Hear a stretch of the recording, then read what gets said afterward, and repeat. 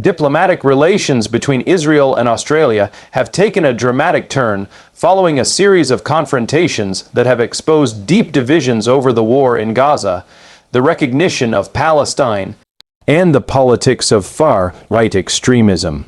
Israeli Prime Minister Benjamin Netanyahu, who delivered an unusually harsh rebuke against Australia's leader, Anthony Albanese, accusing him of having betrayed Israel and abandoned the Jewish community in Australia.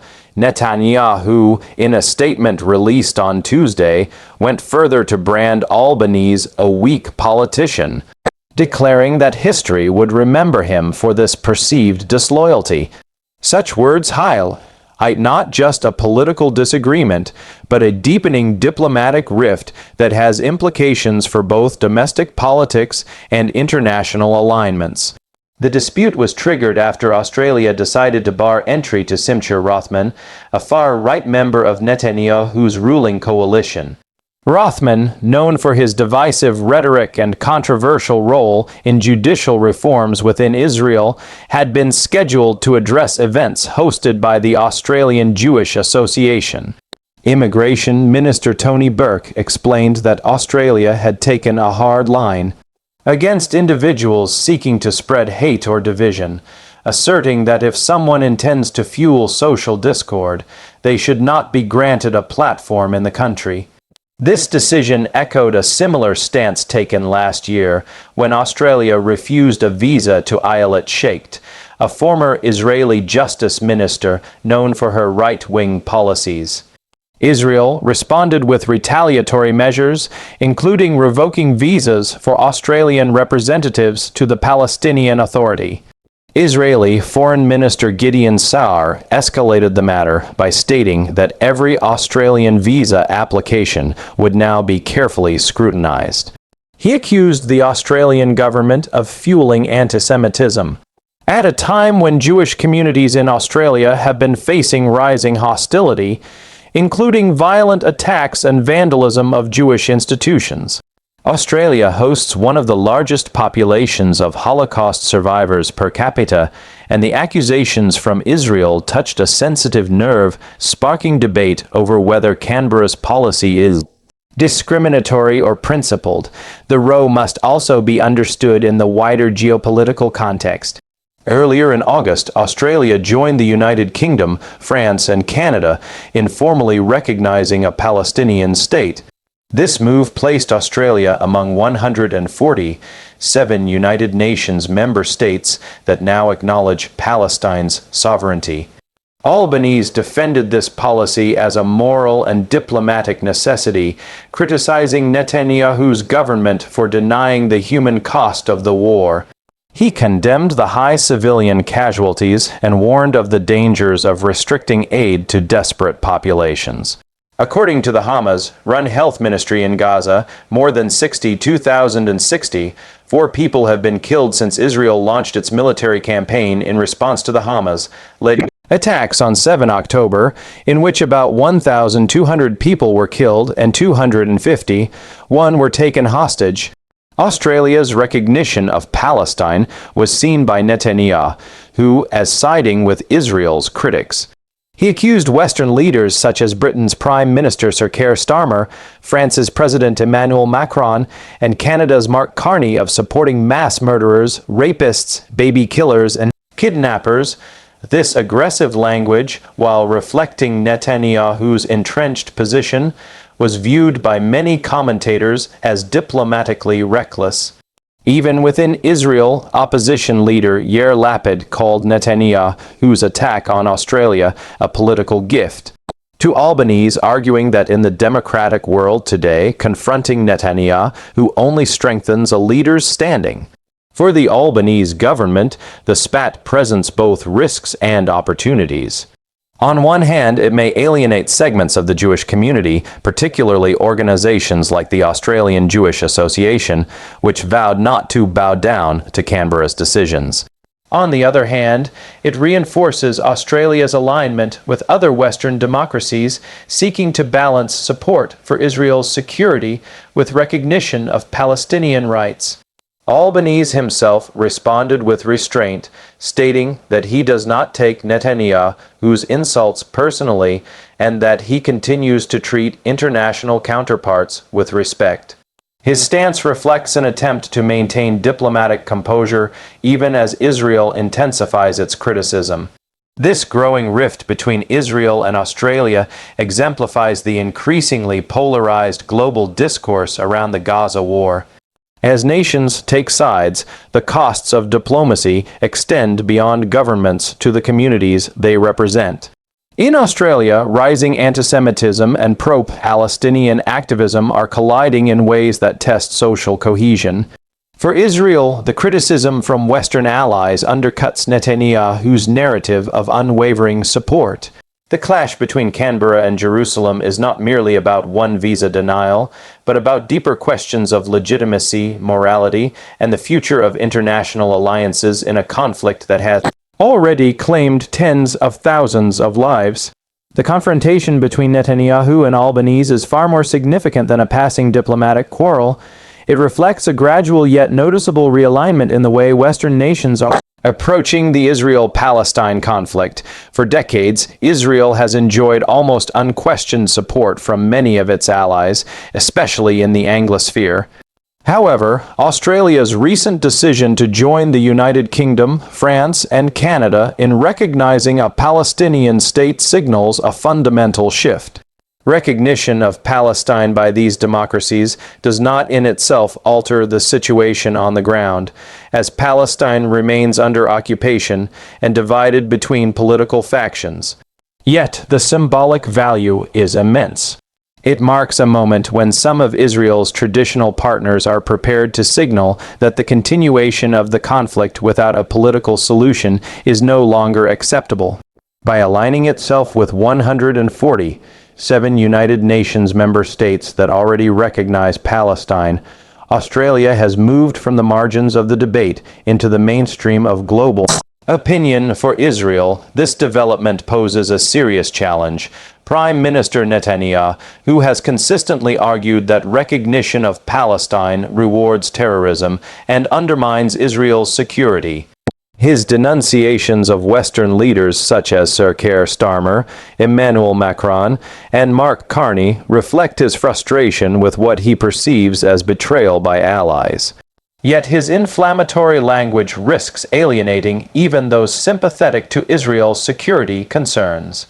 Commentators in The Guardian and The New York Times have pointed out that by labeling these leaders as friends of mass murderers and baby killers, Netanyahu, who may be damaging Israel's diplomatic credibility more than defending it.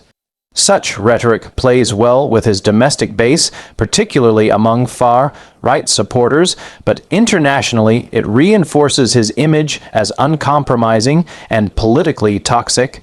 Australia's decision to recognize Palestine also resonates beyond symbolism. It indicates a growing awareness among democracies that the humanitarian catastrophe in Gaza cannot be ignored. The staggering toll of more than 62,000 civilian deaths, as reported by local health authorities, is shifting global public opinion. By siding with recognition, Australia joins a coalition that is pushing Israel toward accountability and a renewed emphasis on negotiations. This does not mean abandoning Israel's right to security, but rather reframing the debate toward coexistence and statehood for both peoples. For Albanese, the move elevates Australia's role on the international stage, aligning Canberra with European powers advocating diplomacy over perpetual war. In this context, the rift between Israel and Australia illustrates a broader pattern: the erosion of Israel's automatic diplomatic shield in Western capitals. As more countries recognize Palestine, the cost of isolation for Israel increases. What Netanyahu, who calls betrayal, may in fact represent a recalibration of global priorities, one that acknowledges the rights of Palestinians without denying Israel's security needs.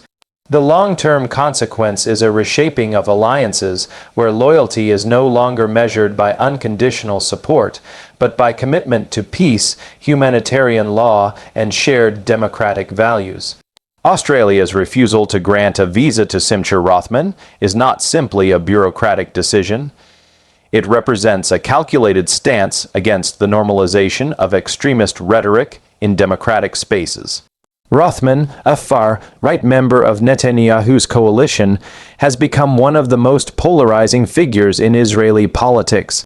He is widely associated with efforts to push through judicial reforms that critics describe as undermining the independence of Israel's courts and threatening democratic checks and balances. His presence in Australia was meant to amplify his message among sections of the Jewish community, particularly the Australian Jewish Association, which maintains strong ties to right-wing Israeli politics. By denying him entry, the Australian government signaled that it would not serve as a platform for voices that promote division, even when those voices come from allied nations. Immigration Minister Tony Burke was explicit in stating that Australia takes a hard line against individuals who seek to spread hate and division. This echoes similar decisions taken in Europe and North America, where far-right figures from various countries have been denied access on the grounds that their rhetoric fuels polarization and hostility.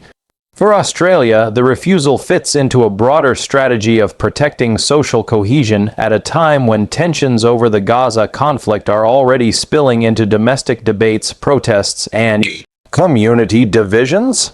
The government is under pressure to show that it can balance freedom of expression with the responsibility to maintain harmony among its diverse population, which includes both one of the largest per capita communities of Holocaust survivors and a rapidly growing Muslim population. Internationally, the move also projects an image of Australia as a country willing to apply its principles consistently. While some critics argue that refusing entry curtails debate, others see it as a necessary boundary to ensure that democratic societies are not exploited by foreign political actors. As BBC News observed, democracies are increasingly reluctant to legitimize extremist rhetoric by offering it prestigious speaking platforms.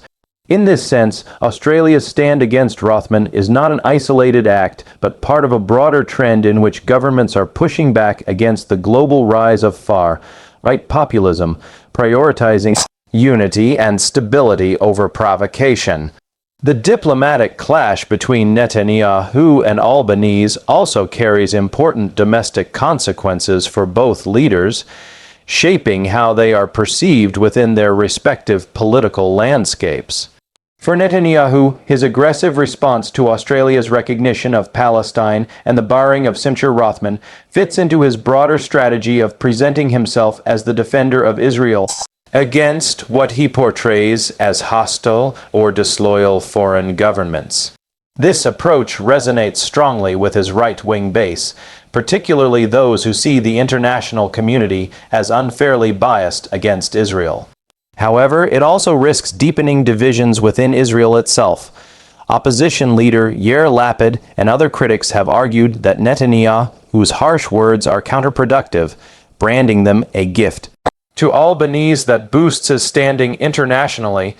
In this sense, Netanyahu's rhetoric may shore up his position at home among hardliners, but it undermines his credibility abroad and alienates moderates who worry about Israel's growing diplomatic isolation. In Australia, the impact is more complex but largely advantageous for Albanese. Facing a diverse electorate, Albanese's handling of the situation allows him to project statesmanship and resilience in the face of personal attacks from a foreign leader. His calm and measured response, stating that he does not take Netanyahu's insults personally and that he treats all leaders with respect, reinforces his image as a steady and principled leader. At the same time, his government's decision to recognize Palestine has appealed to sections of the Australian public concerned about humanitarian issues in Gaza and broader questions of international justice. While some Jewish organizations, particularly the Australian Jewish Association, have condemned his stance and accused him of abandoning the Jewish community, other voices within Australia's Jewish population have emphasized the importance of distinguishing criticism of Israel from antisemitism.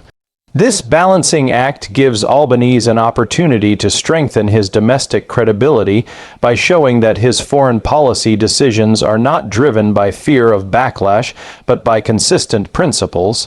As Haaretz and other outlets have observed, leaders who are seen to stand firm against Netanyahu, who often emerge politically stronger, as his combative reputation makes him an ideal foil.